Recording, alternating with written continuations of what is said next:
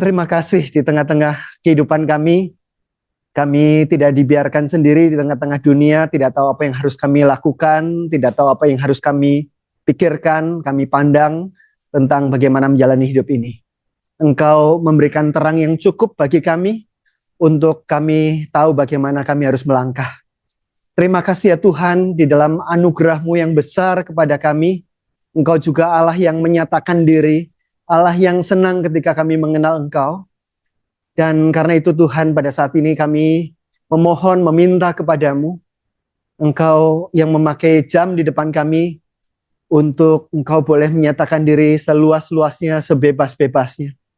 Bahwa kami ya Tuhan, untuk boleh bukan saja mengisi pemikiran kami dengan pengetahuan, dengan doktrin, tetapi juga kami boleh berjumpa dengan Engkau, kami boleh semakin mengenal Engkau, dan dalam pengenalan kami akan Engkau, kami boleh dibawa oleh Roh-Mu sendiri untuk kami boleh semakin mencintai Engkau dan mempermuliakan Engkau. Tuhan, kami memohon supaya kami boleh mendengar Engkau berbicara pada kami melalui firman-Mu, sehingga kami bukan hanya menjadi pendengar firman, tapi hidup kami diubahkan oleh firman yang kami dengarkan. Kami menantikan Engkau memimpin, mengarahkan, melayani kami semua di dalam anugerah dan kasih karunia-Mu. Berkata-katalah ya Tuhan. Dalam Tuhan Yesus kami berdoa. Amin. Ya, Bapak Ibu Saudara sekalian, kita kemarin mempelajari tentang pengudusan di dalam kerangka metanarasi Alkitab. Boleh ngetes sedikit ya. Kita belajar dalam 4 narasi apa saja. Yang pertama, penciptaan, kejatuhan, penebusan, dan penggenapan ya. Kemudian kita melihat ada benang merah dari metanarasi Alkitab itu. Ingat benang merahnya apa dalam konteks pengudusan? Tujuan hidup manusia adalah untuk memuliakan Allah. Dari mana kita melihat tema kemuliaan Allah di penciptaan? Tuhan menciptakan kita untuk mencerminkan dan memuliakannya. Bagaimana kita melihat hal itu dalam kejatuhan? Kita semua telah berbuat dosa dan telah kehilangan kemuliaan Allah. Kita diciptakan bagi kemuliaannya, mencerminkan dan memuliakannya. Kita berbuat dosa, kehilangan kemuliaannya, dan kita menggantikan gambaran Allah yang mulia dengan gambaran yang fana. Kita ingin menjadi Tuhan atas diri kita sendiri. Dan pada akhirnya kita akan mendapatkan penghukuman kekal, yaitu kita dijauhkan dari Tuhan dan kemuliaannya. Kristus datang menebus, narasi yang ketiga. Bagaimana relasi antara kemuliaan Tuhan dengan penebusan? Apakah penebusan hanya sekedar memberikan kita tiket gratis masuk surga, begitu ya? Asuransi kebakaran, gitu ya? Atau bagaimana relasinya dengan pengudusan ini? Penebusan memungkinkan kita apa? Memungkinkan kita untuk memuliakan Allah, sesuatu yang tadinya tidak mungkin karena dosa kita dimungkinkan untuk memuliakan Allah, tapi itu sebuah proses di mana dikatakan kita from glory to glory, dari kemuliaan kepada kemuliaan, kita semakin mencerminkan kemuliaan Allah yang ada pada wajah Kristus. Kristus adalah gambaran Allah, dan inilah bahasa kita kembali kepada awal mula maksud dan penciptaan manusia. Kita dipulihkan di situ. Tetapi penggenapannya bukan di dunia ini. Penggenapannya adalah di dalam penciptaan ulang, dalam penggenapan di masa yang akan datang, di mana satu-satunya urusan kita di sana adalah memuliakan Allah. Segala sesuatu atmosfer dari surga, di sana dikatakan dalam Wahyu pasal 21, tidak kemuliaan Allah memenuhi segala sesuatu. Manusia diciptakan untuk mencerminkan dan memuliakan Allah. Ketika kita membicarakan tentang sanctification, pengudusan, pada dasarnya adalah kita dikembalikan kepada gambar Allah di mana kita sudah rusak. Nah, hari ini kita akan maju lebih lanjut lagi dari pemahaman ini. Ketika kita akan mencerminkan dan memuliakan Allah, pertanyaannya, bagaimana kita bisa mencerminkan dan memuliakan Allah itu seperti apa? Jadi kita hari ini akan bicarakan tentang arah pertumbuhan. Nah, kita akan bicarakan tentang pertumbuhan ini materinya kemarin prinsip pertumbuhan, hari ini kita akan bicarakan arah pertumbuhan. Hidup yang mencerminkan Allah, hidup yang serupa dengan Kristus itu seperti apa, dan kita nanti punya kesempatan untuk merefleksikan seberapa saya sedang bertumbuh dalam aspek-aspek itu. Apa yang diharapkan bertumbuh dari kita.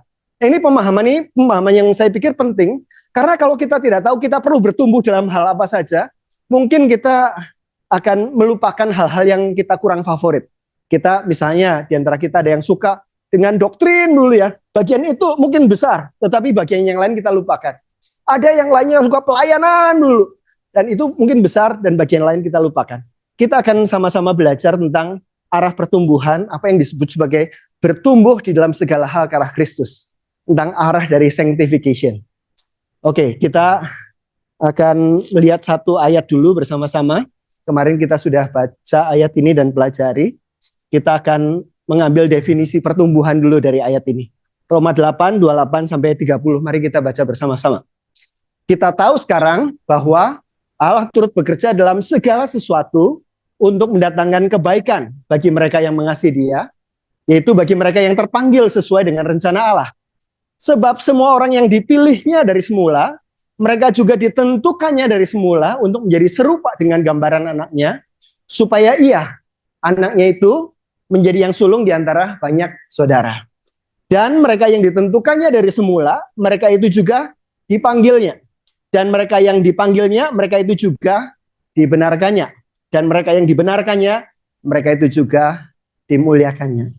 Di dalam ayat-ayat ini kita melihat kekayaan teologinya Paulus tentang sanctification. Di bagian awal, Allah yang turut bekerja dalam segala sesuatu. Sanctification adalah karya Allah.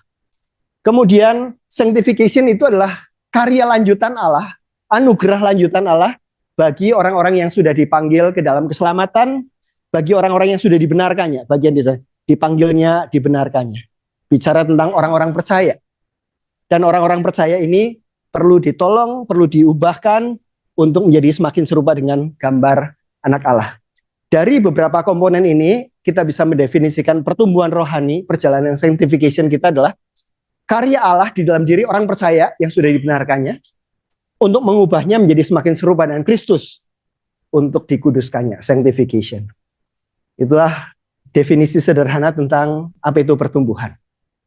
Pertumbuhan rohani adalah karya Allah di dalam diri orang percaya yang sudah mengalami anugerah justification untuk mengubahnya menjadi semakin serupa dengan Kristus yang kita sebut sebagai sanctification, pengudusan. Nah, mari kita lihat beberapa hal tentang pertumbuhan rohani ini sebelum kita masuk ke dalam arah pertumbuhan yang menjadi topik hari ini. Kolose 2 ayat 6 sampai 7 mengatakan kamu telah menerima Kristus Yesus. Ini Paulus berbicara kepada jemaat di Kolose yang sudah menerima Kristus Yesus, yang sudah dibenarkan, yang sudah mengalami anugerah yang pertama, yaitu pembenaran. Setelah kita dibenarkan, terus apa? Apakah kita ya udah, pokoknya asal nggak terlalu banyak berbuat dosa, aktif di gereja, sambil nunggu kapan kita masuk surga, begitu? Apakah itu? Tidak, ternyata. Setelah kita menerima Kristus Yesus Tuhan kita, karena kita sudah mengalami anugerah itu, hendaklah hidupmu tetap di dalam Dia. Nah, tetap di dalam Dia ini satu istilah yang bisa disalah tafsirkan. Tetap di dalam Dia, apakah artinya yaudah yang penting tidak pindah agama begitu ya, tetap di dalam Dia, atau apa? Nah, kemudian Paulus menjelaskan tetap di dalam Dia sebagai konsekuensi dari kita sudah dibenarkan. Ada beberapa kata-kata yang menjelaskan itu. Tetapnya seperti apa? Hendaklah kamu berakar di dalam Dia, dibangun di atas Dia. Tetapnya rupanya tetap seperti pohon. Pohon kan nggak jalan-jalan ya. Tetap di tempat itu, tetapi berakarnya makin dalam dan bertumbuh makin ke atas. Berakar di dalam Dia, dibangun di atas Dia. Hendaklah kamu bertambah teguh di dalam iman yang telah diajarkan kepadamu. Ini bahasa-bahasa pertumbuhan. Bertumbuh semakin dalam, bertumbuh semakin tinggi, bertumbuh semakin lebar, semakin teguh di sana, di dalam iman. Jadi tetap yang seperti itu. Tetap yang bertumbuh di dalam Dia. Tetap di dalam Dia dan bertumbuh di dalam Dia. Pertumbuhan rohani. Nah, Dari Roma pasal 28 ayat 28 29 sampai 30 tadi dikatakan tujuan pertumbuhan kita adalah supaya kita menjadi serupa dengan gambaran anaknya, serupa dengan Kristus. Kristus adalah gambaran Allah, artinya kita semakin serupa dengan Allah. Dan untuk ke sana ada beberapa tahapan-tahapan yang Paulus sampaikan di sana. Mereka yang ditentukannya dari semula, mereka dipanggilnya. Kata panggilan di sini adalah panggilan kepada keselamatan. Kita ditentukan dari semula, dipanggil kepada keselamatan itu. Nah, bagi kita yang sudah dipanggil ke dalam keselamatan itu, kita juga dibenarkannya. Kita dipandang benar. Kita berdosa, kita ngaco, kita brengsek, kita berantakan dan sebagainya. Tuhan mengasihi kita.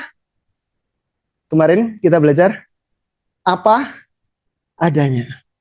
Tuhan mengasihi kita apa adanya. Tetapi anugerahnya tidak membiarkan kita seadanya.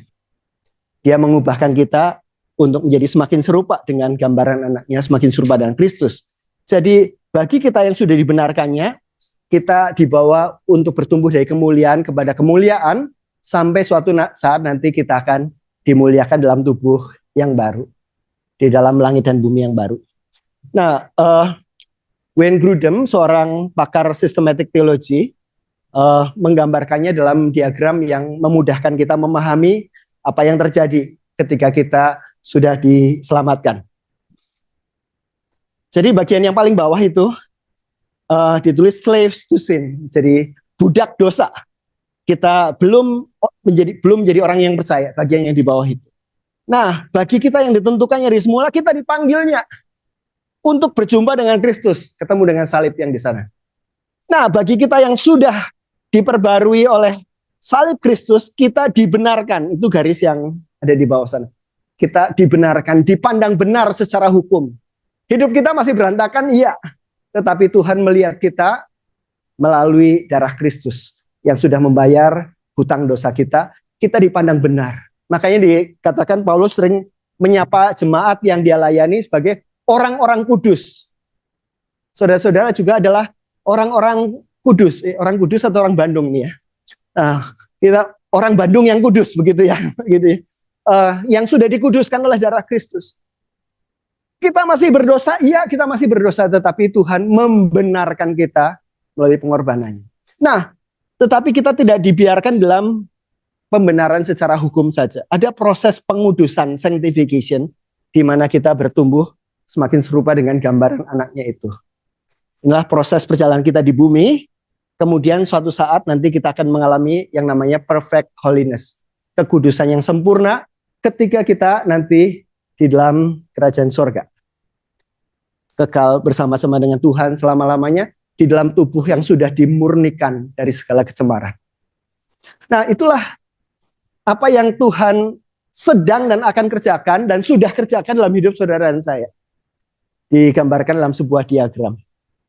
Nah, mari kita membedakan beberapa istilah ini supaya kita nggak kecampur-campur. Kadang-kadang kalau tidak terlalu jelas perbedaannya, kita bisa kecampur-campur. Ada yang lain pembenaran, kita yang tidak benar dipandang benar, itu justification. Ada pengudusan atau sanctification, ada pemuliaan atau glorification. Justification itu bicara tentang posisi. Kita secara posisi sudah dipandang benar. Secara aktual kita benar atau tidak? Tidak, tetapi secara posisi Tuhan memandang kita benar. Nah, pengudusan itu bukan posisi. Pengudusan adalah sebuah proses. Kita dibawa semakin memuliakan dia, semakin memuliakan dia, semakin bertumbuh, semakin mencerminkan dia. Itu proses, bukan posisi. Kemudian pemuliaan inilah penggenapan. Di dalam dunia yang sudah jatuh dalam dosa ini, kita terus bertumbuh, tetapi kita tidak akan mengalami yang namanya perfection, kesempurnaan itu. Tetapi nanti ketika kita sudah dipenuhkan, dipulihkan dari segala sesuatu, dibersihkan dari segala yang jahat, wah saya menantikan itu. Di mana kita tidak perlu bergumul dengan dosa-dosa kita lagi. Kita sudah dimurnikan pikiran, perasaan, hati kita, kecenderungan-kecenderungan kita yang jahat.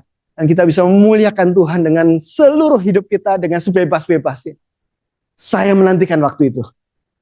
Tetapi sebelum waktu itu tiba, bagian kita di sini yang di tengah, sanctification.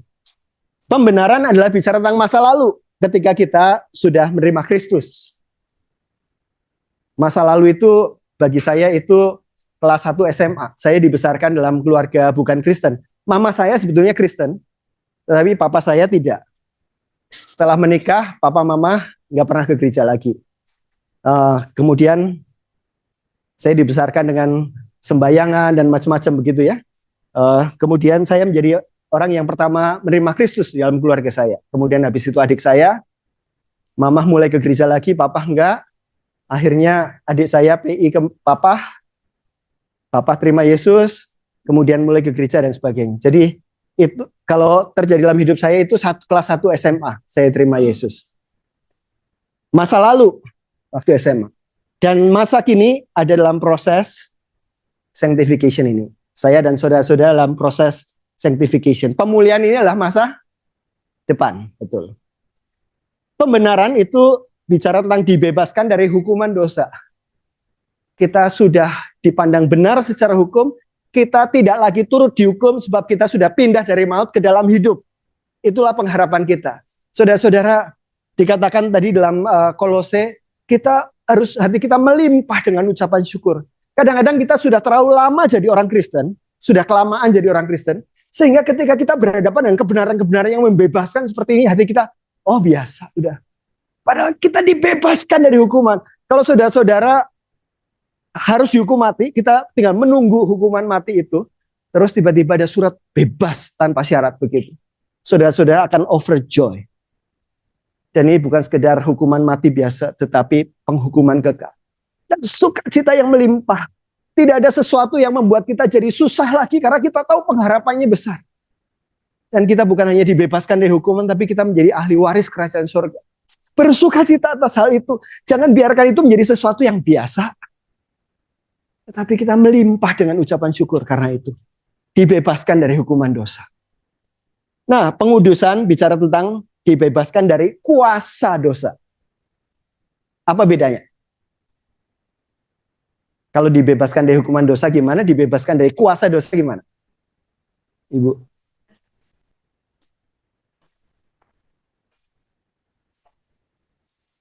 Status.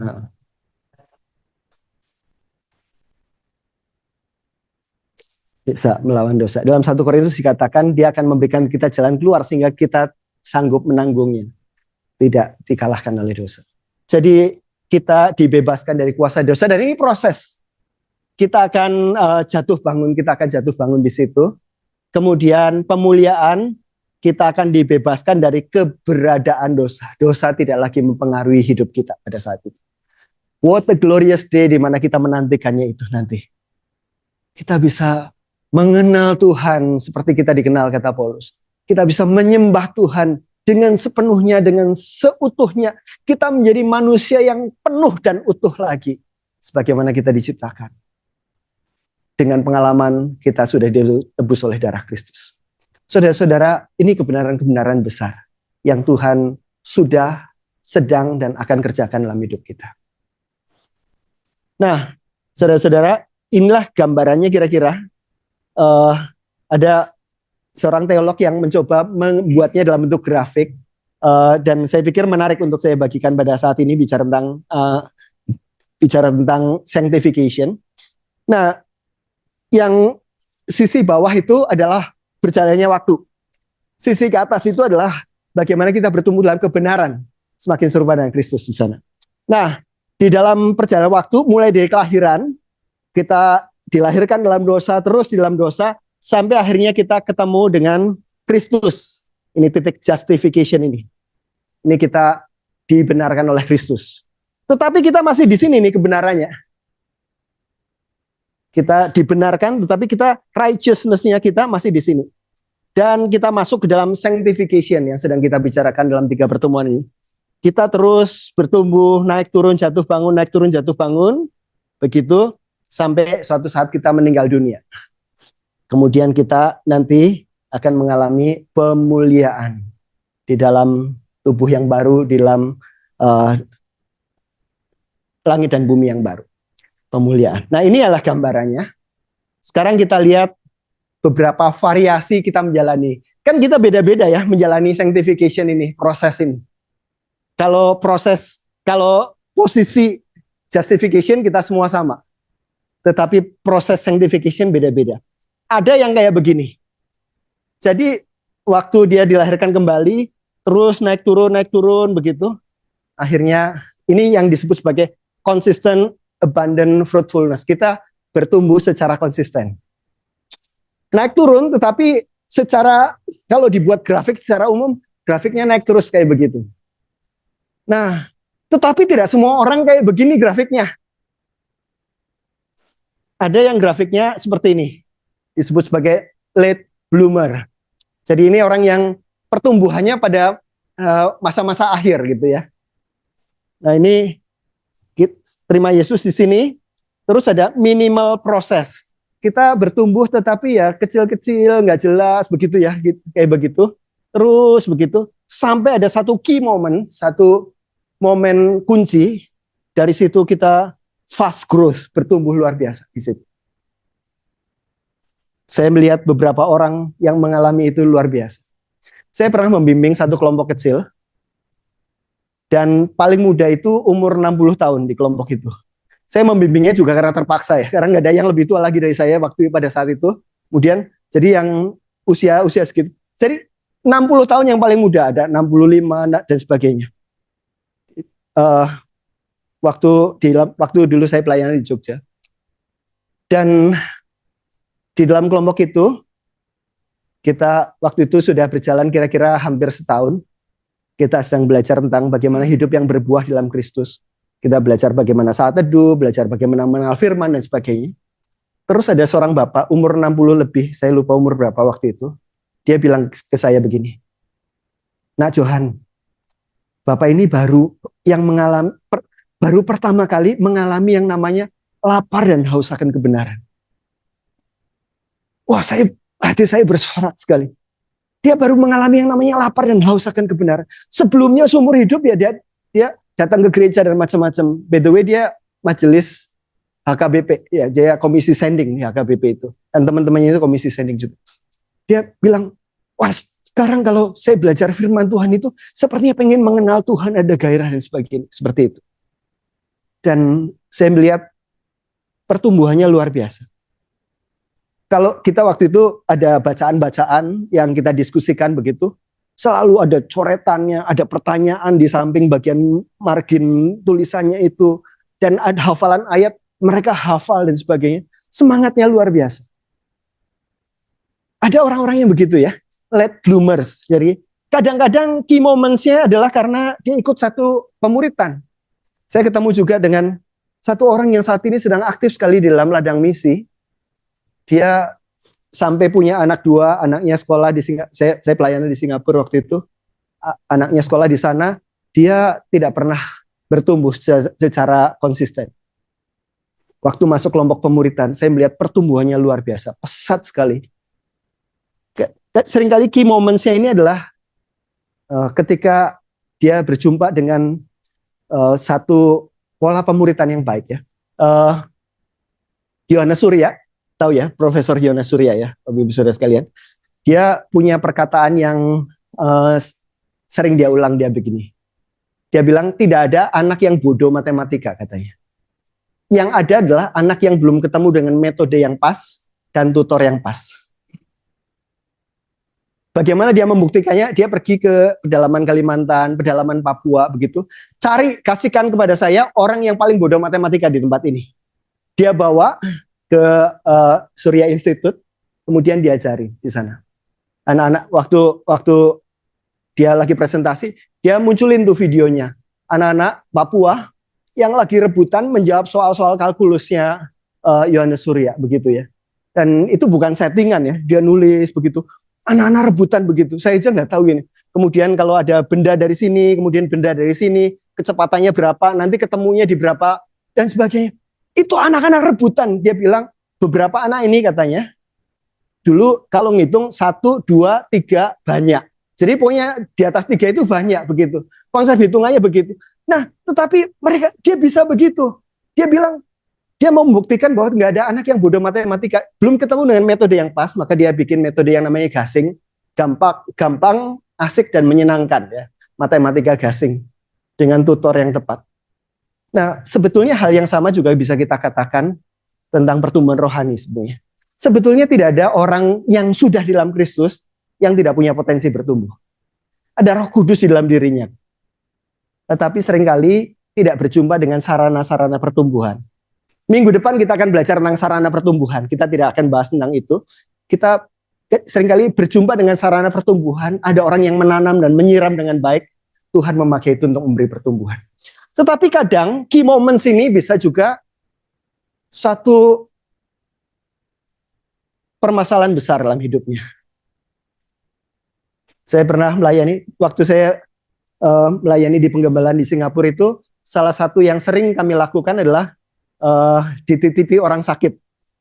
Nah, kalau orang sakit di Singapura itu biasanya sudah sakit-sakit yang susah-susah begitu ya.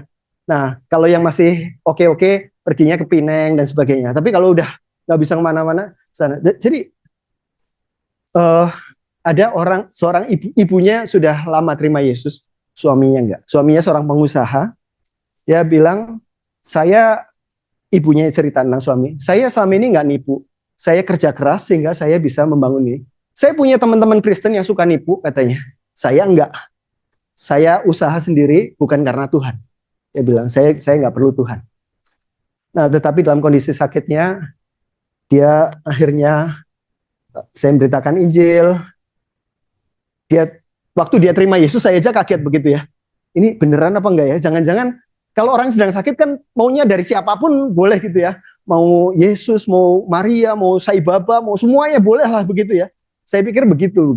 Kemudian waktu istrinya bilang, Bapak pengen dibaptis katanya. Waduh, ini jangan-jangan cuma pengen ritualnya aja begitu ya. Kemudian saya datang ngobrol, ngecek beberapa hal. Betul. Ada Roh Kudus dalam dirinya yang menciptakan beberapa kesadaran. Akhirnya jadi kadang-kadang ada krisis kesehatan, krisis keuangan dan macam-macam, dan itu membuat dia mengalami perubahan hidup yang besar. Bisa juga seperti itu. Ada banyak hal yang lain yang Tuhan bisa kerjakan, dan di sini disebut late bloomer. Awalnya begini, kemudian ke sana. Nah, ini model yang ketiga ini ya, model sanctification. Ini adalah penjahat disalib ini ya. Ini yang kemarin ya, bahwa bilang penjahat disalib. Sebelumnya begitu ya, akhirnya konversinya di sini, terus langsung masuk ke sana. Jadi saudara-saudara jangan coba-coba yang ini ya. Jadi ini kalau masuk sini ya, kita mengucap syukur juga, tetapi ini tidak ada proses sanctification-nya, udah langsung meninggal dunia pada saat itu. Nah, ada yang restored from the great sin. Jadi ini dipulihkan dari sebuah kejatuhan dosa yang sangat dalam. Nah, ini kita juga berjumpa dengan orang seperti ini, bukan? Tadinya bertumbuh baik. Jadi, nah ini salah satu hal yang kadang-kadang menghancurkan hati ya. Ada orang-orang yang bertumbuh baik, kadang-kadang sudah jadi pembimbing kelompok kecil juga begitu. Waduh, dia jatuh dalam beberapa dosa yang sangat dalam begitu ya. Ada great sin. Tetapi ada mengalami pemulihan, pertobatan yang sejati. Kemudian dia mengalami renewed growth, pertumbuhan yang diperbarui. Nah, seringkali pelayanan-pelayanan pemulihan itu menolong di sana. Jadi ada pelayanan pemulihan, ada pemulihan dari dosa, pemulihan dari luka-luka batin, pemulihan dari banyak hal yang lain. Dari di sini ada pelayanan konseling, itu menolong di sana. Pelayanan pemulihan dari dosa-dosa, kebiasaan-kebiasaan lama dan sebagainya itu bisa menolong di sana untuk orang kembali ke dalam jalan pertumbuhan. Nah, saudara-saudara, ini restored from great sin. Model yang kelima. Ini adalah gambaran yang ada di dalam kitab Wahyu. Orang-orang yang kehilangan kasih yang mula-mula. Awalnya waktu terima Yesus, initial good progress. Jadi pertumbuhannya bagus sekali ya, awalnya begitu ya. Tetapi mungkin karena ada daya tarik dunia, pergaulan yang buruk yang merusak kebiasaan yang baik begitu ya. Kemudian plateau, Terus lama-lama bukannya meningkat, tetapi makin menurun sampai akhirnya meninggal dunia. Ada juga kasus-kasus seperti itu. Saya kadang-kadang khawatir ya, anak saya kelas 2 SMA sekarang. Beberapa teman-temannya ini pada mau sekolah ke Aussie ya. Jadi biasanya nggak nyampe kelas 3 udah langsung foundation di sana dan sebagainya. Saya punya banyak teman di Aussie dan beberapa teman yang sudah pulang juga dari sana dulu anak binaan. Mereka bilang, wah ini kalau nggak sungguh-sungguh dalam Tuhan itu bisa betul-betul kepengaruh lingkungannya di sana. Free sex, ngedrugs dan sebagainya. Itu luar biasa. Jadi kadang-kadang orang tua bisa nyesel tuh nyekolahin anak keluar ya, mikirnya jadi bagus tapi pulang-pulang jadi kacau balau gitu. Nah, mungkin orang ini udah lumayan begitu ya. Kemudian tidak punya lingkungan pertumbuhan, pergaulan yang buruk dan sebagainya. Dia coba-coba ikut teman-temannya dan sebagainya. Akhirnya kayak begini. Marred in mediocrity. Ini banyak orang yang begini. Jadinya ya udah habitual churchgoer aja. Datang ke gereja, tidak pindah agama, tetapi juga kehidupannya tidak menunjukkan gairah rohani yang besar. Tidak ada hati yang merindukan Tuhan, mencari Tuhan dan sebagainya. Tapi datang ke gereja aja, pokoknya naik turun, nggak jelas begini sampai akhirnya meninggal dunia. Ini namanya marred in mediocrity. Cuma pertumbuhan yang sekedarnya saja. Yang ketujuh adalah ultimate discipline for sins. Ini orang yang jatuh bangun dalam dosa luar biasa terus ya, grafiknya naik turun terus. Kemudian sampai suatu saat ada kematian secara fisik. Dan bisa jadi Tuhan yang menginisiasi itu. Kita ingat Ananias dan Safira dalam Kisah Rasul. Kita ingat juga dalam 1 Korintus dikatakan ada orang yang mencemarkan perjamuan kudus dan sebagainya. Dan beberapa orang diantaranya bahkan sakit sampai meninggal dan sebagainya. Jadi ada kasus-kasus seperti itu. Nah, saudara-saudara, ini adalah beberapa variasi-variasi dari pengalaman sanctification kita yang berbeda-beda. Saudara-saudara pengen yang mana?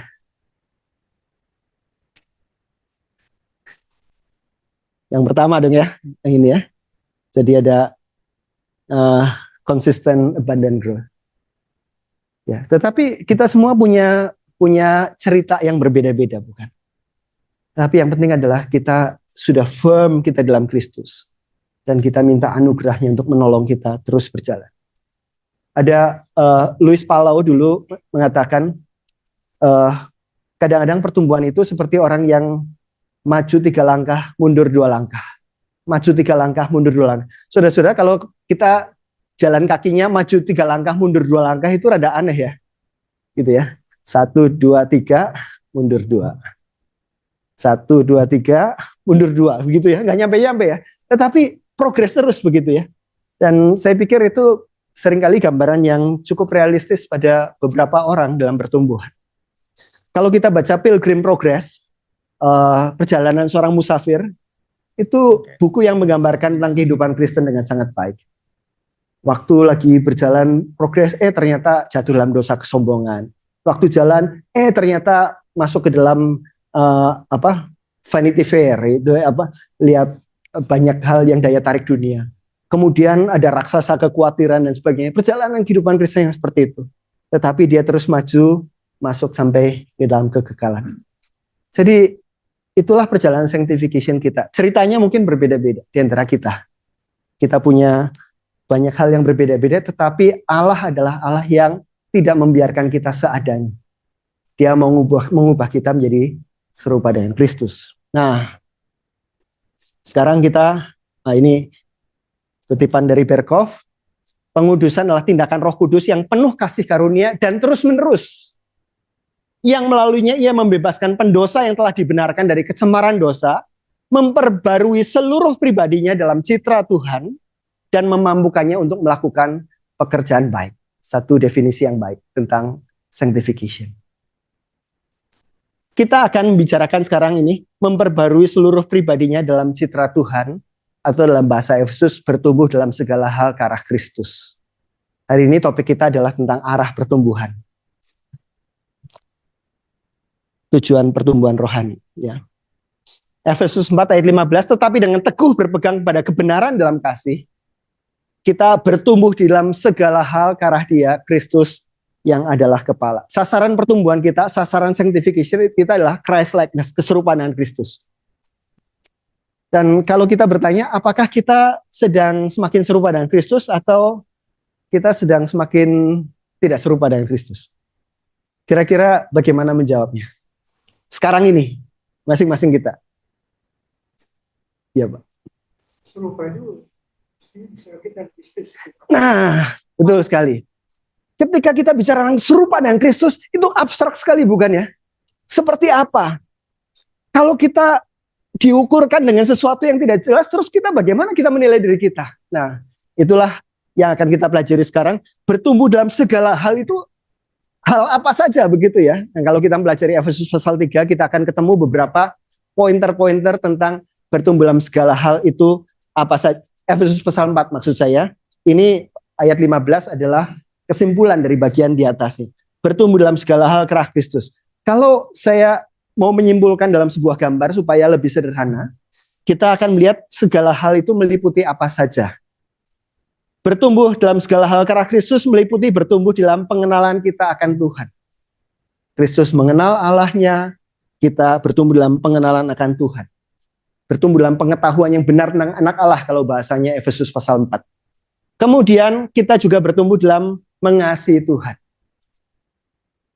Kita bertumbuh dalam mencerminkan Tuhan, bertumbuh dalam melayani Tuhan. Itu bertumbuh dalam segala hal ke arah Kristus. Secara bahasa akademik formalnya, ini disebut sebagai formasi pengajaran. Pengajaran itu artinya kita semakin mengenal Tuhan dan mengenal firman-Nya. Formasi spiritual itu adalah bagaimana kita menikmati kedekatan rohani kita dengan Kristus, bukan hanya pengetahuan, tapi secara rohani, formasi spiritual. Formasi karakter kita semakin memunculkan karakter Kristus, buah-buah roh, kasih, sukacita, dan lain-lain. Dan formasi pelayanan. Kita tidak lagi hidup untuk diri kita sendiri, tetapi untuk tujuan dan misi Tuhan. Nah, ini 4 aspek bertumbuh dalam segala hal ke arah Kristus.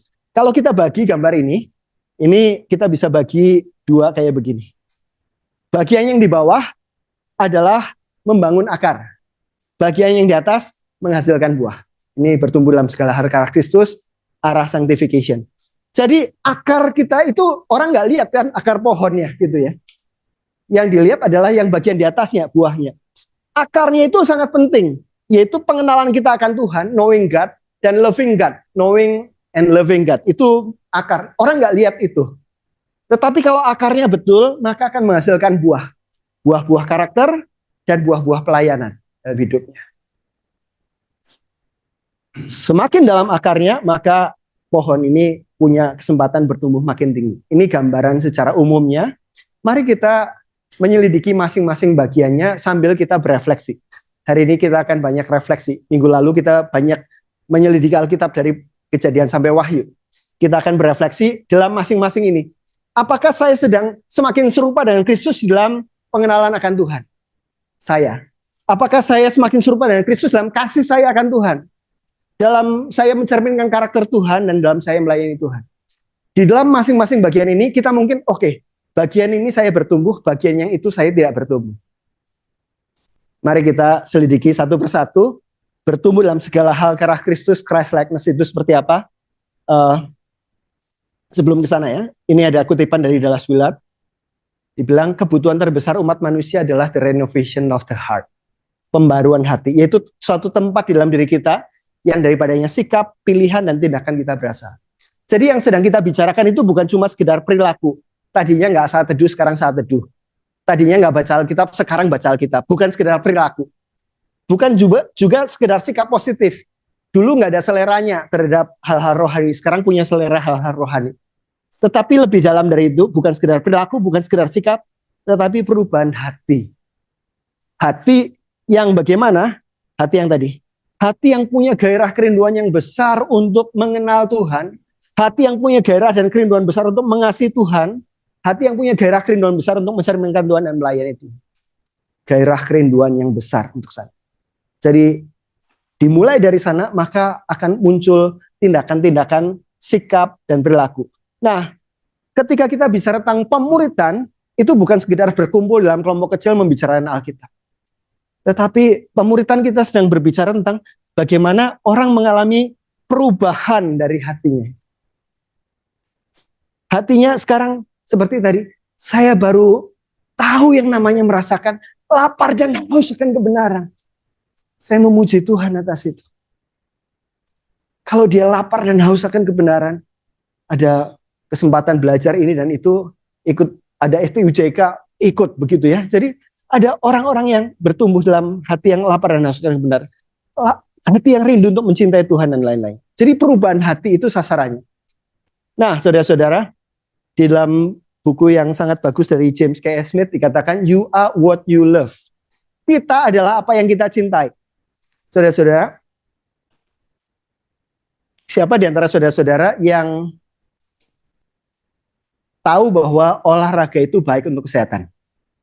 Olahraga itu baik untuk kesehatan. Sekarang bukan sekedar tahu, tetapi yakin seyakin-yakinnya bahwa olahraga itu baik untuk kesehatan. Bukan sekedar tahu, tapi yakin ya sekarang. Berapa banyak di antara saudara-saudara yang melakukan olahraga secara rutin, seminggu setidaknya 3 kali, setiap kali sekitar setengah jam begitu? Beberapa ya. Nah, saudara-saudara, kita itu didefinisikan bukan oleh apa yang kita ketahui, bukan oleh apa yang kita yakini, tetapi oleh apa yang kita cintai. You are what you love. Kita yakin tentang olahraga, bukan sekedar tahu tapi yakin, tetapi kita didefinisikan bukan oleh pengetahuan atau keyakinan kita, tetapi oleh apa yang kita cintai. Waktu pagi-pagi alarmnya berbunyi, kita lebih mencintai tidur lebih panjang atau pakai running shoes untuk mulai jogging. Apa yang kita cintai itu bukan apa yang kita yakini. Tentu saja keyakinan diperlukan untuk kecintaan. Tetapi berhenti di keyakinan itu tidak ke sana. Kalau bicara tentang pengetahuan Alkitab, setan lebih tahu daripada kita. Kalau bicara tentang khotbah yang luar biasa, Yudas mendengar khotbah-khotbah terbaik sepanjang umur hidup manusia. Dari guru yang paling agung. Yang bukan hanya ngomong, tetapi juga menunjukkan bagaimana apa yang diomongkan itu dilakukan. Yudas mendengarkan the best sermon ever heard on earth. Tetapi Yudas tidak mencintai Tuhan. Malah mau menjual dia. Pertanyaan Tuhan Yesus kepada Simon Petrus ketika Simon Petrus sudah menyangkali dia adalah, do you love me? Apakah engkau mengasihi aku? Gembalakanlah domba-domba jika demikian. Jadi, you are what you love. Kita ini bicara tentang hati. Renovation of the heart. Saudara-saudara, kalau seorang dimuridkan, hatinya diubahkan, dia masih akan jatuh bangun dalam dosa, tentu saja. Tetapi kalau orientasi hatinya sudah berubah, dia akan bangun setiap kali dia jatuh. Dia akan mencari Tuhan lagi. Kalau hatinya belum berubah, cuma ikut aktivitas bergereja, aktivitas berkelompok kecil saja, begitu dia pergi ke Australia misalnya di sana, hatinya belum berubah, ya sudah. Renovation of the heart. Perubahan hati. You are what you love. Nah, transformasi hati adalah hati yang berpusat kepada Tuhan, God-centered life, dengan gairah kerinduan yang besar untuk mengenal Tuhan, mengasihi Tuhan, mencerminkan Tuhan, melayani Tuhan, bagi kemuliaan Tuhan. Inilah rangkuman apa yang menjadi arah pertumbuhan. Kita akan bicarakan satu persatu sambil kita berefleksi. Kita melakukan spiritual check up ya. Jadi saudara-saudara biasanya kita cari SGPT, SGOT, dan macam-macam begitu ya. Leukosit dan macam-macam. Sekarang kita akan melakukan check up yang lain. Check up secara rohani. Kita sedang sehat secara rohani atau sedang sakit secara rohani? Pertanyaan ini bukan pertanyaan apakah kita sedang sibuk secara rohani atau tidak. Ya, tetapi kita sedang sehat atau sedang tidak sehat secara rohani. Di dalam segala hal karena Kristus, yang pertama dalam pengenalan akan Tuhan. Saudara-saudara, nanti pada akhir setiap bagian ini saya akan beri waktu untuk saudara-saudara merenung. seberapa saya punya hati yang kayak begitu, ya. Kita mulai dengan formasi pengajaran Knowing God. Yeremia 9 ayat 24 sampai 25. Beginilah firman Tuhan. Firman Tuhan berbicara kepada Yeremia, dan Tuhan bilang melalui nabinya, jangan orang bijaksana bermegah karena bijaksananya, jangan orang kuat bermegah karena kekuatannya, jangan orang kaya bermegah karena kekayaannya, koma. Ada sesuatu yang penting sekali yang Tuhan mau kontraskan dengan hal ini. Tuhan sebetulnya bisa langsung ngomong, dia pengennya apa, begitu ya. Tetapi karena sesuatu yang dia omongkan itu sesuatu yang penting, dia mau mengkontraskan dengan apa yang dicari orang. Sesuatu yang penting ini lebih daripada ini semua. Lebih daripada sekedar kebijaksanaan, kekuatan, dan kekayaan. Ada orang yang memegahkan kekayaannya. Kekayaan itu punya nilai tukar ya. Saudara-saudara, kalau pengen punya laptop baru, perlu kekayaan nggak? Perlu. Kalau pengen jalan-jalan ke luar negeri, perlu kekayaan. Mau nyekolahin anak, perlu kekayaan. Jadi kekayaan itu punya nilai tukar dengan banyak hal yang lain. Tadi saya bercandaan sama teman-teman, ada satu teman nyetok ya, uang tidak menjamin kebahagiaan katanya. Apalagi nggak punya uang katanya. Jadi kekayaan itu punya nilai tukar. Dan ada orang yang memegahkan kekayaan. Tapi ada orang yang bilang, Pak saya nggak kaya nggak apa-apa. Tetapi saya pengen dikasih otak yang pintar, bisa mempengaruhi orang dan sebagainya, kebijaksanaan. Ada orang lain yang bilang, saya nggak kaya, nggak pintar, nggak apa-apa, tetapi saya sehat walafiat. Daripada kaya sakit-sakitan, nggak bisa menikmati kekuatan begitu ya. Nah, bayangkan seorang yang kuat, kaya, pintar lagi ya, kayak Iron Man ya, saudara-saudara. Itu kan Tony Stark gitu ya, kuat, ya, kaya, pintar begitu. Nah, saudara-saudara, ada sesuatu yang lebih daripada ini semua yang Tuhan mau bilang. Makanya bilang janganlah, janganlah, janganlah. Karena ada sesuatu yang lebih daripada ini. Sesuatu yang sangat penting. Tuhan bilang, tetapi siapa mau bermegah, siapa yang mau bersukacita atas sesuatu hal yang dia miliki, bukan sukacita atas kebijaksanaan, kekuatan, kekayaan, tetapi siapa yang mau bersukacita atas sesuatu yang dia miliki, bersukacitalah karena yang berikut ini, bahwa dia memahami dan mengenal aku. Akulah Tuhan yang menunjukkan kasih setia, keadilan, kebenaran di bumi. Sungguh semuanya itu kusukai, demikian firman Tuhan. Tuhan senang ketika kita dalam hal ini. Tuhan tidak akan impress kalau kita kaya, dia punya seluruh alam semesta. Tuhan tidak impress kalau kita pinter, pengetahuan kita tidak ada apa-apanya, dan juga kekuatan. Tetapi Tuhan berkata, sungguh itu yang kusukai. Yaitu kalau kita apa? Memahami dan mengenal dia. Saudara-saudara, memahami dan mengenal. Ini dua kata yang sering bisa dibolak-balikan artinya. Tetapi kalau dua-duanya dijejer, biasanya ada perbedaan tipis yang sedang dimunculkan. Dan kalau kita melihat bahasa aslinya, memahami itu sakal, mengenal itu yada. Sakal adalah memiliki pemahaman yang benar.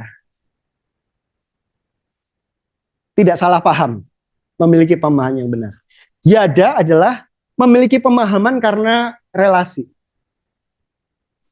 Supaya lebih memudahkan, saya kasih ilustrasi. Pengenalan faktual itu sakal, pengenalan relasional itu yada. Saudara-saudara tahu siapa gambar di depan ini? Yang satu, Pak Jokowi. Yang sebelahnya bukan istrinya ya. Sebelahnya Raisa ya. Nah, saudara-saudara, kita bisa punya pengenalan faktual tentang Pak Jokowi. Dia jadwalnya kemana, dia kalau suka beli soto itu belinya di mana gitu ya. Kita punya pengetahuan tentang fakta-fakta. Raisa itu kalau nyalon di mana begitu ya, jadwal turnya di mana kita bisa tahu. Itu pengenalan faktual. Tetapi beda dengan pengenalan relasional seperti pengenalannya Kaisang terhadap bapaknya. Itu pengenalan relasional. Atau pengenalan suaminya Raisa terhadap Raisa. Ini banyak orang frustrasi ketika Raisa menikah ya. Padahal juga nggak akan menikah sama dia begitu ya. Tetapi itu. Ini adalah pengenalan relasional. Nah, ketika dikatakan bahwa ia memahami, punya pengenalan yang benar tentang Allah dan berelasi dengan Allah yang dia kenal itu. Dua pengenalan itu. Dan Tuhan senang sekali dengan itu. Kenapa kira-kira? Kenapa buat Tuhan ini sesuatu yang berharga sekali. Karena jika kita tidak kenal Tuhan, maka kita tidak mungkin dengan sepenuh hati mencintai dan mempercayai Dia. Tidak kenal maka tidak sayang. Kita diminta bertumbuh untuk mencintai Dia dengan segenap. Bagaimana kita bisa bertumbuh semakin mencintai Dia kalau kita tidak mengenal Dia? Tidak kenal maka tidak sayang. Semakin kita mengenal Dia, kita semakin terpukau terhadap apa yang Dia kerjakan bagi kita. Karakternya. Kita tidak lagi melihat Tuhan sebagai pribadi yang berguna bagi kita. Tetapi kita melihat Tuhan sebagai pribadi yang indah, yang luar biasa, yang memukau kita. Pengenalan akan Tuhan membuat kita bisa mencintai Tuhan dan mempercayai Tuhan. Kalau kita tidak kenal seseorang, misalnya di depan BTC ini begitu ya, saya mau ke toilet, terus saya titipin, ini saya mau ke toilet daripada ini kena air, saya titipin ke kamu ya, nanti selesai itu saya ambil lagi. Kira-kira saya akan lakukan itu enggak? Kepada orang yang tidak dikenal? Enggak. Karena saya enggak kenal dia. Tapi kalau dengan orang yang saya kenal, sini ada Mas Agung misalnya, dari sana, oke, saya buru-buru titip ya, begitu ya. Saya bisa lakukan itu, karena saya kenal dia, begitu. Kadang-kadang ada banyak orang yang tidak mengenal Tuhan, sehingga salah paham sama Tuhan, gagal paham sama Tuhan, kecewa sama Tuhan, dalam banyak hal. Karena tidak mengenal Tuhan. Pengenalan kita akan Tuhan akan terbukti ketika ada dalam situasi-situasi krisis. Ketika segala sesuatu baik-baik saja, maka segala sesuatu lancar begitu ya. Mengenal Tuhan oke, begitu ya. Nah, tapi misalnya suatu saat saya ketemu Pak Andreas misalnya lagi di sini. Saya bilang, Pak Andreas gitu. Pak Andreas jalan aja lempeng begitu ya ke sana ya. Nggak lihat saya, padahal saya udah, Pak gitu ya. Nah, saya mengenal Pak Andreas sebagai orang yang tidak sombong dan sebagainya. Nah, kalau Pak Andreas begitu, apa yang ada dalam pikiran saya waktu itu? Mungkin lagi buru-buru ya. Mungkin kucingnya itu harus segera dibawa ke rumah sakit atau apa gitu ya, nggak tahu. Pokoknya dia lagi buru-buru. Nah, kalau saya tidak mengenal Pak Andreas, apa yang saya pikirkan? Wah, ini sombong. Tadi katanya kenal baik, wah ini nggak mau dikira, nanti takut dikira teman saya begitu ya, dia lari buru gitu. Nah, jadi ketika kita tidak mengenal Tuhan, kita bisa banyak salah paham sama Tuhan. Kadang-kadang ada hal-hal yang kita nggak pahami. Kenapa ya Pak Andreas lari-lari? Saya nggak paham kenapa Pak Andreas nggak menyapa saya, tetapi saya kenal Pak Andreas. Dan itu cukup menjelaskan misteri itu. Saya masih nggak tahu kenapa dia begitu, tapi itu. Kadang-kadang ketika kita tidak mengenal Tuhan, kita banyak salah paham sama Tuhan. Kalau kita mengenal Tuhan, saya nggak tahu kenapa itu terjadi, tapi saya tahu Tuhan itu baik. Saya mengalami Tuhan itu baik. Kadang-kadang dalam hidup kita lebih banyak yang berupa misteri daripada yang bisa dijelaskan. Pengenalan akan Tuhan akan menolong kita mempercayai Tuhan. Pengenalan akan Tuhan akan membuat kita mentaati dan melayani Tuhan. Pengenalan kita akan Tuhan akan membuat kita memuji dan menyembah Tuhan. Memuji dan menyembah Tuhan itu adalah fungsi dari pengenalan. Ketika kita mengenal Tuhan, pujian dan penyembahan itu adalah refleksi dari siapa Tuhan yang kita kenal. Kadang-kadang pujian kita seperti lagu dangdut. Diputus pacar, diselingkuhi dan macam-macam itu dijogetin aja udah. Seru. Jadi nggak konsisten. Kadang-kadang kita nyanyi pujian tetapi nggak konsisten dengan apa yang ada dalam. Ketika kita sungguh mengenal Tuhan, Bapa Engkau sungguh baik. Kita sungguh berkata, Tuhan terima kasih karena aku boleh memanggil Engkau sebagai Bapa dan Engkau memperlakukan aku sebagai anak. Engkau sungguh baik. Saudara-saudara, pengenalan akan Tuhan membuat kita bisa memuji dan menyembah Tuhan. Saudara-saudara pikirkan sekarang.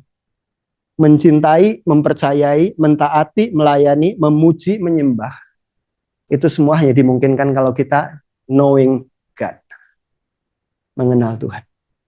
Pengenalan akan Tuhan jauh lebih mendasar dalam kehidupan Kristen daripada yang mungkin kita sadari. Dan itu sesuatu yang berharga bagi Tuhan. Sungguh itu semua aku sukai. Jika orang-orang memahami dan mengenal aku. Itulah kekayaan yang Tuhan, jika mau bermegah, bermegahlah karena yang berikut. Engkau memahami dan mengenal aku. Oke. Sekarang mari kita lakukan spiritual check up yang pertama. Di dalam perjalanan sanctification kita, seberapa kita sedang terus bertumbuh untuk semakin punya kerinduan yang besar untuk mengenal Tuhan yang dinyatakan melalui Alkitab dan pengajaran firman Tuhan.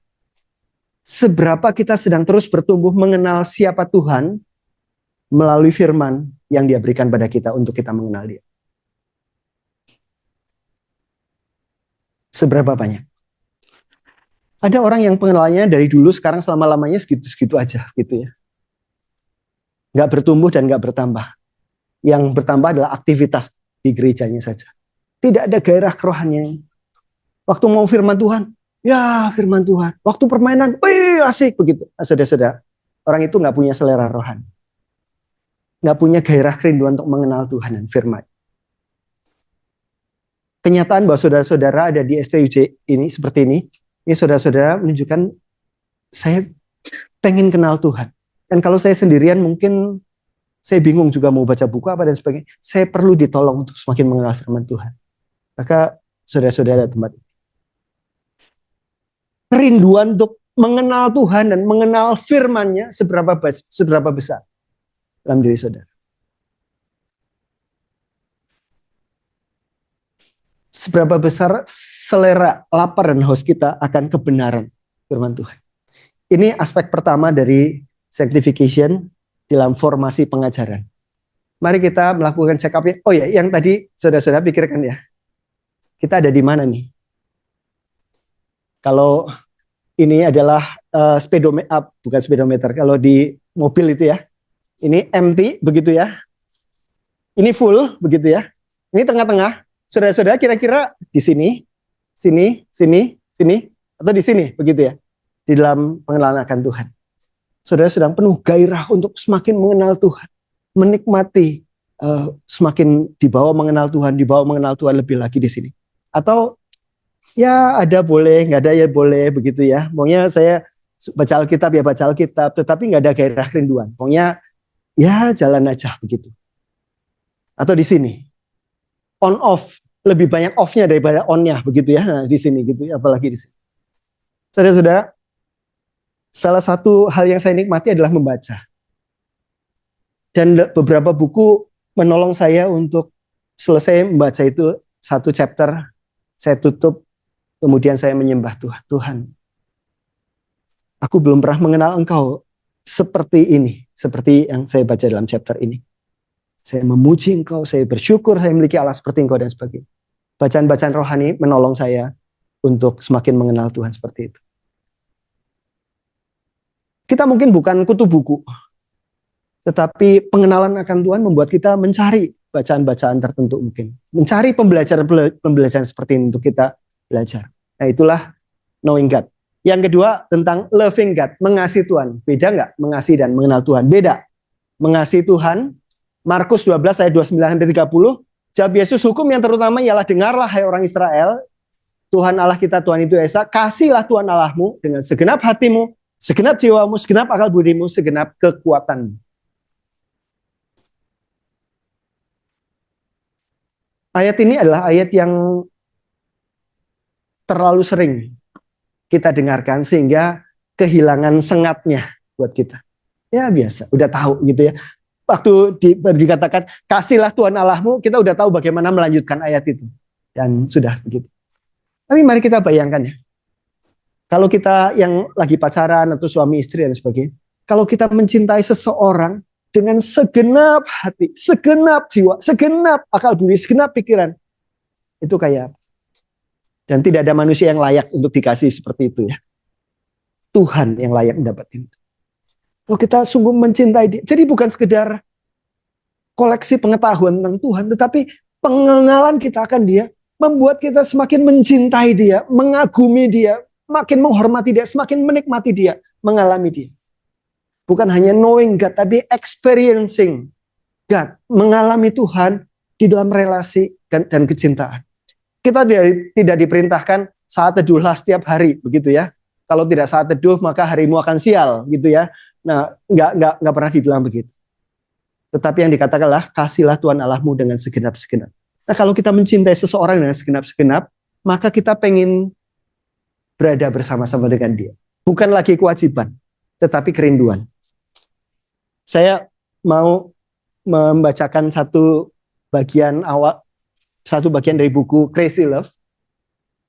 Judul babnya adalah Ketika Anda Jatuh Cinta.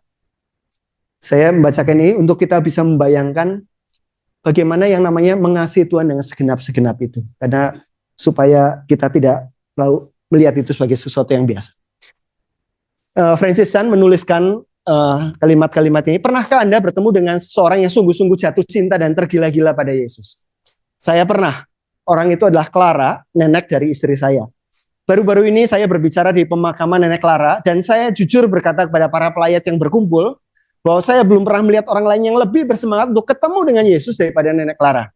Setiap pagi nenek Clara berlutut di samping tempat tidurnya dan menikmati jam-jam yang berharga dengan juru selamat dan kekasihnya. Kemudian di hari yang sama, hanya dengan melihat sudut tempat tidurnya saja, ada tetesan air mata yang penuh sukacita dan pengharapan untuk esok pagi yang akan dinikmati kembali dengan berlutut di hadiratnya. Nenek Clara ini memperlakukan Tuhan seperti cara kita memperlakukan orang-orang yang sangat kita cintai. Ketika Anda benar-benar jatuh cinta, Anda akan melakukan segalanya untuk bisa bersama-sama dengan orang yang Anda cintai. Anda akan rela menyetir selama berjam-jam hanya untuk bisa bersama dengan dia, walaupun hanya sebentar saja. Ada lagunya lagi ya. Anda tidak keberatan untuk tidur lebih malam untuk bisa berbincang. Berjalan bersama sewaktu hujan adalah hal yang romantis, bukan hal yang menyebalkan. Anda rela menghabiskan banyak uang untuk orang yang sangat Anda cintai. Ketika Anda sedang berjauhan satu sama lain, rasanya sedih, bahkan menyakitkan. Ia adalah orang yang Anda terus pikirkan, Anda langsung memanfaatkan setiap kesempatan untuk berada bersama. Ketika Anda jatuh cinta. Adakah itu menggambarkan gairah kerinduan saudara kepada Tuhan? Cintai Tuhan dengan segenap.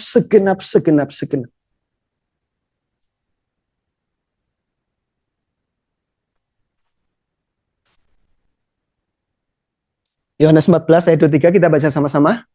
Jika seorang mengasihi aku, ia akan menuruti firman-Ku. Dan Bapa-Ku akan mengasihi dia, dan kami akan datang padanya, dan diam bersama-sama dengan dia. Apa bedanya mengasihi dan menuruti? Sama atau beda? Beda ya. Mana yang root, mana yang fruit? Mengasihi atau menuruti? Mana yang akar, mana yang buahnya? Akarnya mengasihi, buahnya menuruti. Jadi mencintai itu adalah dasar dari ketaatan. Kita bisa mentaati tanpa mencintai kok. Tinggal pikirkan anak kita aja ya. Anak kita bisa mentaati kita tanpa mencintai kita ya. Karena takut papahnya galak begitu ya. Nah. Jangan lompat-lompat kamu di mobil ya. Dia di belakang lompat-lompat begitu ya.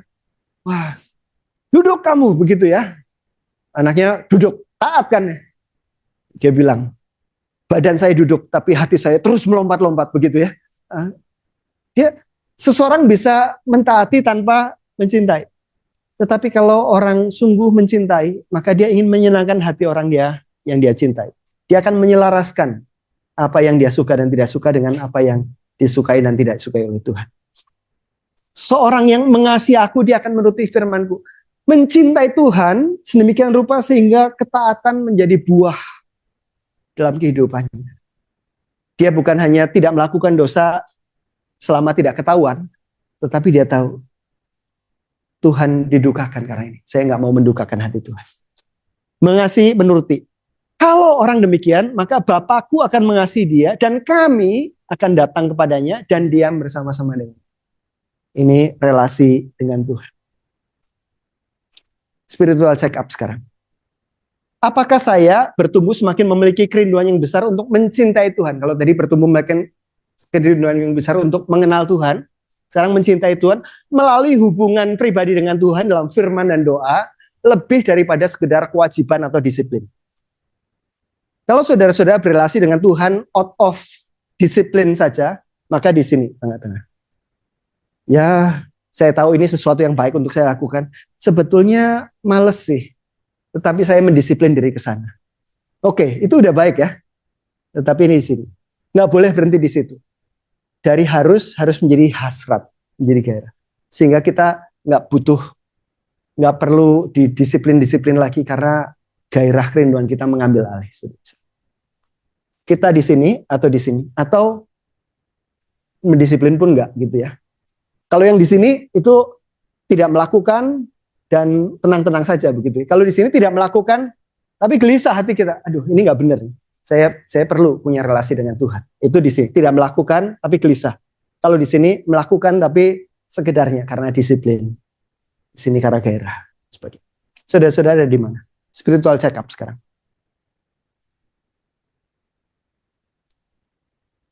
Mengenal Tuhan, mencintai Tuhan. Tuhan ingin punya relasi cinta dengan kita. Kalau saudara-saudara belajar tentang teologi penciptaan,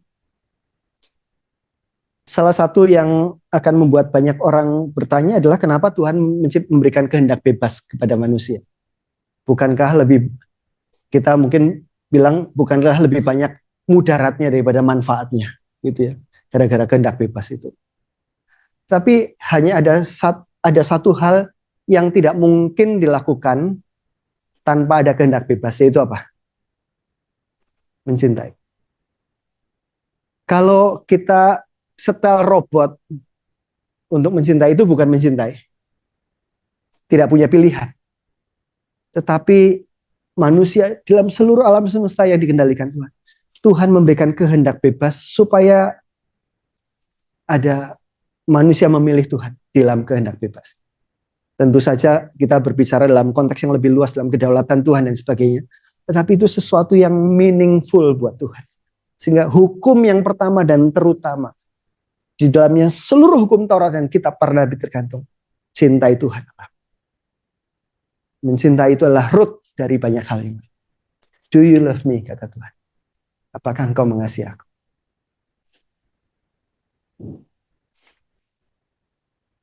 Oke.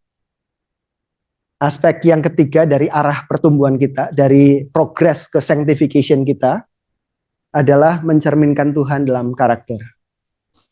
2 Korintus 3 ayat 18, sama-sama kita baca. Dan kita semua mencerminkan kemuliaan Tuhan dengan muka yang tidak berselubung, dan karena kemuliaan itu datangnya dari Tuhan yang adalah roh, maka kita diubah menjadi serupa dengan gambarnya dalam kemuliaan yang semakin besar. Kita kembali mencerminkan kemuliaan Tuhan. Ini dua kata yang digabung jadi satu. Mencerminkan Tuhan dan memuliakan Tuhan. Ini kosakata narasi penciptaan. Mencerminkan kemuliaan Tuhan dengan muka yang tidak berselubung. Tetapi itu terjadi dalam kemuliaan yang semakin besar. Proses, the progress of sanctification. Dan buah-buah roh ini adalah bagaimana kita semakin mencerminkan Tuhan.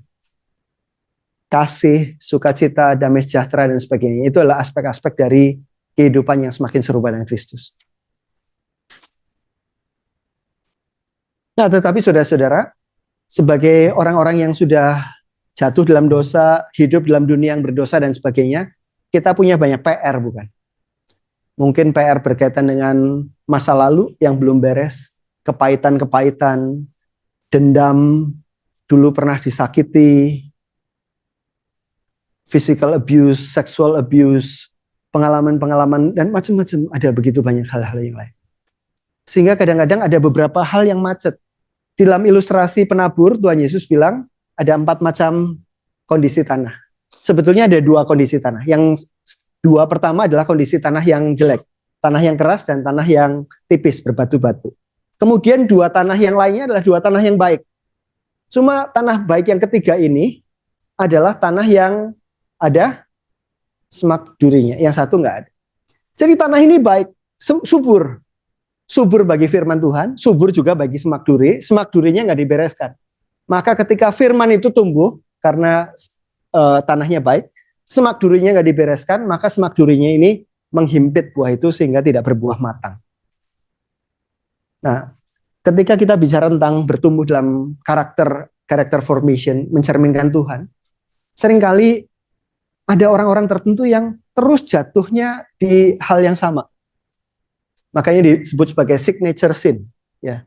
Dosa-dosa yang khas dirinya, gitu ya. Dosa-dosa favorit. Ada orang yang dosa-dosa favoritnya masalah seksual. Ada yang dosa favoritnya masalah keuangan. Wah, pokoknya matanya hijau gitu ya, berhalanya duit gitu ya. Pokoknya segala sesuatu yang penting adalah duit, yang lain-lain nggak terlalu penting. Ada yang masalah kedudukan, ada masalah macam-macam. Jadi kita punya berhala-berhala dalam hidup kita, sesuatu yang lebih penting daripada Tuhan bagi kita. Kita akui mau penting. Dan itu kalau tidak dibereskan, maka pertumbuhan kita juga kelihatan kita berespon pada firman Tuhan, tetapi ada banyak hal yang lain yang kita nggak bereskan, maka itu juga masalah. Pertumbuhan rohani yang diharapkan dari pertobatan sampai kita nanti glorification adalah begini. Tetapi seringkali kan ada macet-macetnya di sini. Nah, itu adalah hal-hal yang perlu dipulihkan supaya kita kembali kepada jalan pertumbuhan. Kita perlu ditolong. Saudara-saudara, kita perlu ditolong dalam pertumbuhan karakter. Hurt people. Orang-orang yang terluka cenderung melukai. Tetapi healed people. Orang-orang yang dipulihkan akan punya kapasitas untuk memulihkan orang lain. Kesehatan emosi dan kesehatan rohani tidak bisa dipisahkan. Seorang Kristiani tidak mungkin dikatakan dewasa secara rohani ketika dia tidak dewasa secara emosi atau secara karakter. Ini adalah buku judulnya The Emotionally Healthy Church. Ini bagian awal, nanti Bapak Ibu Saudara bisa lihat di buku ini. Ini akan diterbitkan ulang, cetak ulang. Ada kuesioner tentang pertumbuhan rohani dan pertumbuhan emosi, pertumbuhan karakter. Dan hasil survei yang dilakukan adalah ada cukup banyak orang yang pertumbuhan secara rohani, disiplin rohaninya baik dan sebagainya, tinggi di sini, tetapi secara karakter itu masih baby. Secara emosi masih baby. Jadi saudara-saudara, kadang-kadang kita berpikir kita berpikir tentang manusia terlalu simpel. Yang penting diajari yang benar, maka seluruh hidupnya akan benar. Saudara-saudara, manusia jauh lebih kompleks daripada itu. Manusia bukan sekedar makhluk kognitif. Manusia ada sisi afektifnya dan macam-macam. Kalau diajari dengan pengajaran yang benar, itu penting. Tetapi berkata bahwa pengajaran yang benar akan secara otomatis mengubah segala sesuatu dalam hidup yang lain, itu namanya simplistik. Manusia jauh lebih kompleks daripada itu. Manusia perlu pengajaran yang benar, tetapi manusia perlu ditolong dalam aspek-aspek pemulihan dari banyak hal dalam hidupnya, supaya menghasilkan kedewasaan juga secara karakter, secara emosi. Max Lucado berkata bahwa orang yang hidup bersama dalam waktu yang lama akhirnya mulai terdengar sama, berbicara sama, berpikir sama. Ketika kita hidup bersama dengan Tuhan, maka kita akan mengambil pikirannya, prinsipnya, sikap-sikapnya, dan kita akan menyerap hatinya. Saudara-saudara, mungkin kalau kita melihat perjalanan sanctification kita masing-masing, kita merasa dulu itu saya kalau nipu itu lihai banget begitu. Sekarang setelah jadi orang Kristen kok kehilangan kelihayannya itu gitu ya. Mau nipu rasanya kok nggak enak begitu ya. Dulu itu bigos gitu ya, biang gosip begitu, nggak dalu nggak rame begitu ya. Kita gosip itu kita sebenarnya sedang mengakui dosanya orang lain kan. Wah, dosanya Pak Agung ini begini begitu ya. Kita mengakui dosanya orang lain gitu. Ini makin lama, aduh, begitu terucap begitu, aduh.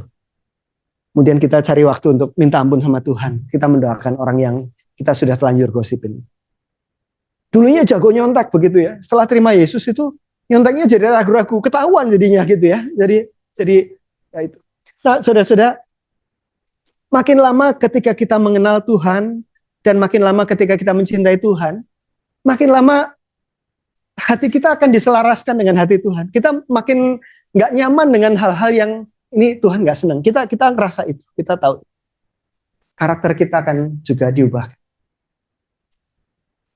Dulu saya orang yang suka cari kesempatan dalam kesempitan. Dulu saya waktu SMA, saya dengar di Jogja itu banyak buku bacakan. Ya. dan murah-murah lagi ya. Ada kamus Hasan Sadili itu, masih ingat ya, kamus bahasa Indonesia Inggris gitu. Itu kan tebel begitu ya. Di sana murah sekali katanya. Wah, saya order, kemudian saya jual ke teman-teman SMA saya dapat, nggak mikir itu bajakan dan sebagainya begitu. Waktu saya nyontek juga, saya punya banyak keahlian mencontek, saudara-saudara. Nah, ada satu cara mencontek yang aman, damai sejahtera begitu ya. Saya nggak mau ajarkan ini. Nah, tetapi buat saya itu menjadi sesuatu yang biasa gitu. Mencontek dengan damai sejahtera, menipu dengan damai sejahtera kayak begitu ya. Karena ada lingkungan yang tidak terlalu mempermasalahkan hal begitu. Tapi suatu saat ya, saya ada adiknya mama saya lagi nganter nyetir di Jogja waktu itu. Ada jalan tembus lewat perumahan, tetapi ini hanya untuk penghuni di dalam rumah itu. Orang lain nggak boleh, cuma numpang itu. Nah, akibatnya harus lewat jalan memutar, lewat jalan kecil. Kalau papasan itu susah. Oh, ini nyebelin lah jalan kecilnya itu gitu ya. Nah, paling gampang lewat tengah ini. Nah, terus saya waktu itu sama paman saya ini, udah nyobalah mau lewat tengah gitu ya. Pura-pura begini sama penjaganya begitu ya. Ini perumahan elit begitu ya, pura-pura ini. Kemudian, dihentikan begitu. Ditanya, mau kemana? Waduh, ditanya mau kemana? Saya bilang, saya mau ke tempat di belakang perumahan itu gitu ya. Oh ya nggak boleh, ini hanya untuk private sini. Terus adik mama saya bilang, aduh repot seperti sama kamu itu. Kamu bilang mau ke ke kolam renang di dalam atau mau kemana gitu-gitu. Aduh susah begitu. Saya waktu dia bilang begitu saya menjadi, iya ya, kok saya kehilangan keahlian itu gitu. Jadi nggak nyaman ketika harus seperti itu. Dan saya tidak sekolah kepribadian John Robert Powers dan sebagainya. Tapi ketika kita berelasi dengan Tuhan ada hal-hal tertentu yang kita merasa ini bukan lagi yang Tuhan suka. Dulu saya pelitnya luar biasa. Saya merasa hemat, teman-teman saya bilang saya pelit, begitu ya. Jadi ada perbedaan persepsi, begitu ya. Tapi betul ya saya pikir kalau ini, karena saya dibesarkan dalam keluarga yang juga tidak berlebihan dan apa-apa dihemat, begitu ya. Akhirnya itu menurun ke saya. Dan ketika saya belajar tentang penata layanan, wah itu dibongkar sama sekali. Dan saya pikir perjumpaan, pengalaman, pengetahuan tentang Allah, relasi dengan Allah, itu yang mengubahkan kita nantinya. Nah, saudara-saudara, di dalam hal karakter ini, apakah kita sedang bertumbuh semakin mencerminkan Tuhan dalam karakter pribadi kita dan dalam relasi kita dengan orang lain? Kalau kita datang ke satu tempat, apakah orang bersukacita atau malah berduka cita karena kita ada? Waktu kita pergi, asik, dia nggak ada begitu. Saya dulu pernah punya ibu kos yang kayak begitu tuh, waktu di kos di Jakarta. Kalau dia pergi, kami anak-anak kos itu bersuka cita. Kalau dia ada, ya dia ada lagi begitu ya. Nah, saudara-saudara, dalam relasi kita dengan orang lain, apakah karakter kita, dalam integritas kita, kekudusan kita dan sebagainya, dan dalam relasi kita dengan orang lain, apakah kita sedang mencerminkan kasih, sukacita, damai sejahtera Kristus?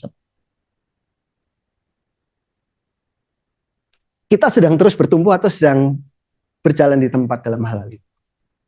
Perubahan karakter. Terakhir, saudara-saudara, kita lihat Matius 22 ayat 37-39. Jawab Yesus kepadanya, kasihlah Tuhan Allahmu dengan segenap hatimu yang tadi. Itulah hukum yang terutama yang pertama. Hukum yang kedua yang sama dengan itu adalah kasihlah sesama manusia seperti dirimu sendiri. Ini perintah yang luar biasa, susah sekali. Mengasihi sesama seperti kita mengasihi diri sendiri.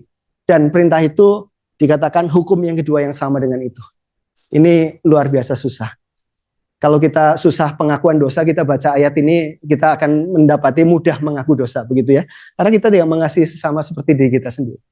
Nah, tetapi itu kerinduan Tuhan. Dan Tuhan Yesus bukan cuma ngomong ya, tetapi Tuhan Yesus waktu melayani orang banyak, melihat orang banyak itu tergerak hati Yesus oleh belas kasihan kepada mereka. Karena mereka lelah dan terlantar seperti domba yang tidak bergembala, katanya kepada murid-muridnya, tuayan banyak tapi pekerja sedikit, karena itu minta kepada Tuhan yang punya tuayan supaya kirim pekerja untuk tuannya itu. Kapan terakhir kali waktu saudara-saudara jalan ke BTC, waktu saudara-saudara jalan ke kampus, waktu saudara-saudara ketemu customer dan sebagainya, hati saudara seperti hati Tuhan Yesus digerakkan oleh belas kasihan. Karena mereka lelah dan terlantar seperti domba yang tidak bergembala. Kita bertumbuh semakin Christ-like, semakin serupa dengan Kristus. Hati Yesus adalah hati yang ketika melihat orang banyak. Ini orang banyak kan macam-macam ya. Ada orang yang lagi pesta, ada orang yang lagi kedukaan, tetapi sama orang-orang ini seperti domba yang lelah dan terlantar, tidak bergembala. Tua yang banyak tapi bekerja sedikit. Hati Yesus digerakkan oleh belas kasihan kepada mereka. Kapan terakhir kali kita melihat orang banyak dengan hati yang digerakkan oleh belas kasihan? Kerinduan supaya Tuhan do something supaya mereka itu berjumpa dengan Engkau. Kirim pekerja Tuhan. Dan kalau Engkau mau saya, kirim saya juga ke sana. Adakah itu yang menjadi doa dan kerinduan kita? Martin Luther berkata ada dua macam pertobatan yang dua-duanya perlu dialami oleh orang Kristen. Pertobatan yang pertama adalah kita keluar dari dunia, masuk dalam keluarga Allah. Pertobatan kedua adalah diutus kembali ke dalam dunia, membawa pesan dan mewujudkan kerajaan Allah di sana. Banyak orang mengalami pertobatan yang pertama, keluar dari dunia, masuk dalam keluarga Allah. Tapi habis itu seperti, wah saya sudah di kapal Nabi Nuh gitu ya. Biar seluruh dunia kebanjiran tenggelam, saya sudah dalam kapal yang selamat begitu ya. Kita nggak peduli pada orang lain.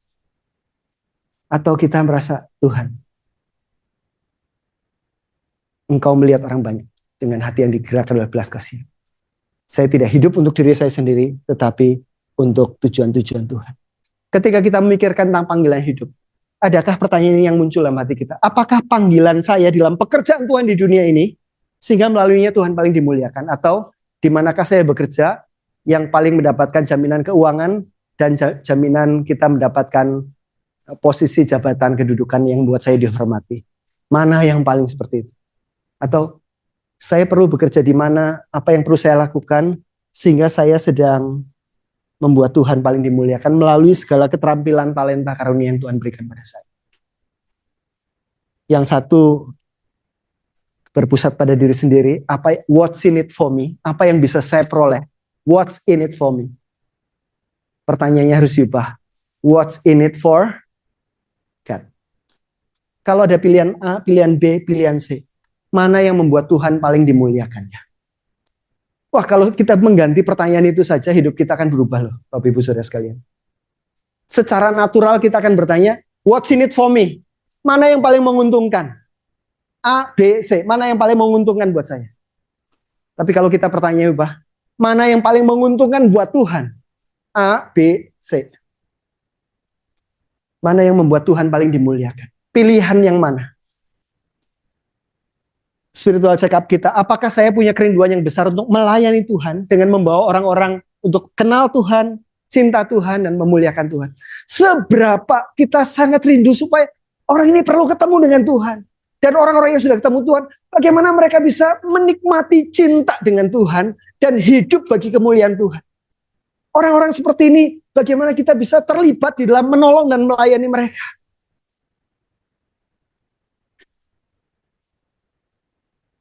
Adakah kita punya kerinduan yang besar untuk melayani Tuhan? Dengan membawa orang-orang mengenal, mengasihi, dan memuliakan Tuhan. Mari kita spiritual check up yang terakhir ini.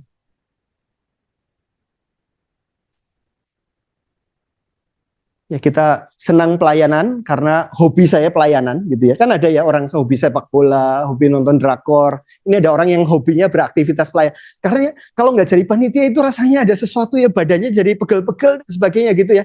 Bukan karena kemuliaan Tuhan dan sebagainya. Karena saya senang jadi panitia gitu. Ada orang begitu ya. Tapi ada orang yang bagaimana supaya Tuhan semakin dikenal, semakin dipuji, semakin dimuliakan. Melalui semua talenta saya cocoknya untuk saya di mana? Oke, rekan-rekan sekalian, mari kita recap. Bertumbuh dalam segala hal ke arah Kristus meliputi formasi pengajaran, spiritual, karakter, dan pelayanan. Formasi pengajaran dan formasi spiritual adalah bagian yang tidak kelihatan. Formasi pengajaran atau dalam kata lainnya adalah apa? Mengenal Tuhan. Formasi spiritual, mencintai Tuhan, mengasihi Tuhan. Itulah dasarnya. Knowing God, loving God. Bukan cuma knowing, tapi juga experiencing God's love. Knowing dan loving God. Kemudian formasi karakter adalah mencerminkan Tuhan dalam karakter kita. Formasi pelayanan, melayani Tuhan. Ada buah-buah karakter. Jadi buah karakter adalah buah di dalam. Buah pelayanan adalah buah keluar di dalam diri orang-orang yang kita layani. Jadi ada dua macam buah. Buah ke dalam, karakter kita, dan buah keluar. Dan inilah bertumbuh dalam segala hal karena Kristus. Kalau tadi pertanyaannya, kita bertumbuh semakin serupa dengan Kristus, abstrak, maka kita punya penjelasan tentang segala hal itu meliputi apa saja. Dan kita perlu sedang bertumbuh di dalamnya. Bagaimana bertumbuh? Kita akan sama-sama belajar minggu depan. Kita minggu depan akan belajar tentang sarana pertumbuhan. Ya, sana. Oke, saudara-saudara, sampai di sini hasil spiritual check up kita bisa ada 5 macam rekomendasi. Kalau semuanya itu di sini terus itu ya, saudara perlu intensive care unit itu ya, perlu ICU. Kalau banyak di sini itu perlu rawat inap tuh ya. Kalau di sini rawat jalan, ya terus lakukan apa yang kita lakukan, tapi lakukan dengan gairah kerinduan, gitu ya, rawat jalan. Kalau di sini terus di-maintain dengan olahraga yang baik. Kalau di sini sudah bisa jadi perawat menolong orang lain untuk bertumbuh di dalam aspek-aspek itu. Ya, kita sudah menyelesaikan hari ini belajar tentang arah pertumbuhan. Kayaknya udah nggak punya waktu untuk tanya jawab ya. Udah sampai jam segini. Ya, saya ngomongnya kebanyakan. Nah, tapi berharap ini bisa menjadi waktu sejenak untuk kita refleksi. Kita sebenarnya sedang serius dengan Tuhan atau sedang main-main sih dengan Tuhan gitu ya. Di mana kita dalam perjalanan sanctification kita. Minggu depan materinya tidak akan sangat banyak dan saya akan menghargai kalau ada banyak kita bisa berinteraksi dengan tanya jawab dengan lebih banyak. Kalau misalnya punya pertanyaan-pertanyaan hari ini, kita bisa bawa minggu depan. Minggu depan kita akan banyak bicara tentang bagaimana kita bisa bertumbuh. Kalau ini arahnya, tujuannya ke sana. Terus untuk saya sampai di sana gimana caranya? Minggu depan kita akan belajar. Oke. Sudah. Boleh minta Pak Andreas untuk pimpin kita dalam doa meresponi apa yang kita sudah pelajari. Ya Bapak, kami sungguh bersyukur untuk malam hari ini ketika kembali Tuhan mengingatkan kami akan apa esensi menjadi murid Tuhan, menjadi anak Tuhan. Tuhan, kami mohon kiranya Roh-Mu yang kudus terus bekerja dalam diri setiap kami. Memampukan kami, menguatkan kami untuk melakukan setiap apa yang Tuhan rindu kami lakukan dalam pertumbuhan semakin menyerupai Engkau. Mampukan kami ya Bapa. Kami sungguh mau menyerahkan seluruh hidup kami dalam tangan Tuhan. Dalam nama Tuhan kami Yesus Kristus kami sudah berdoa dan mengucap syukur. Amin. Amin. Amin. Selamat malam.